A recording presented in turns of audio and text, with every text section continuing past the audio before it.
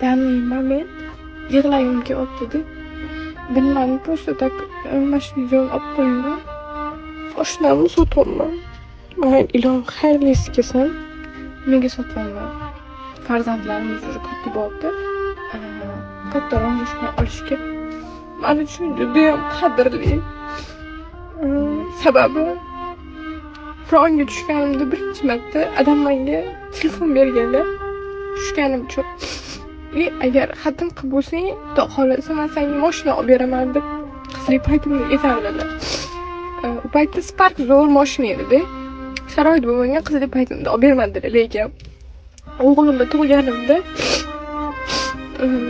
больницаdan chiqishimga, radondan chiqishimga vyipskamga adam shu mashinani olib aytmoqchi bo'lgan adam gaplarida turganlar. Sen xatim qilgan, men senga o'zing xohlagan mashinani olib beraman deganlar.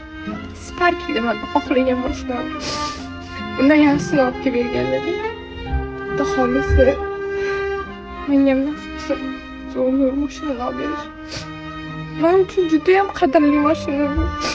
Просто endi farzandga katta bo'ldi. Odam oldinga harakat qilib o'sib ketdi. İçimden nimadir o'tdi va o'sha Nexia 3 meni birinchi shaxsiy mashina.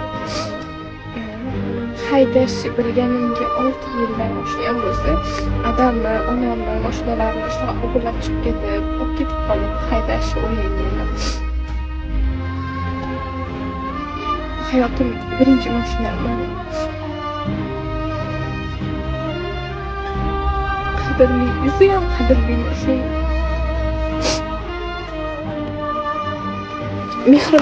Mehrimizni berganmiz. Ham xursand bo'lib, ham sal xafa bo'lib yig'layapman. Bu yoqda o'sha yig'ilgan pullarimizni Xudo xolasa nima xayrli bo'lsa o'sha mashinani olaylik. Yana ham bu yoqqa yaxshi mashinalar haydash nasib qilsin. Mashinamdan sotgandan keyin qo'yaman. Mashina olgandan keyin qo'yaman. Ko'zda ichimdagi narsalarni chiqarib oldim.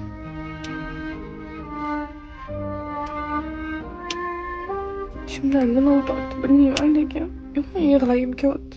G'alati chuvство deb ichim bo'g'ib qoldi. Mashinamiz ketib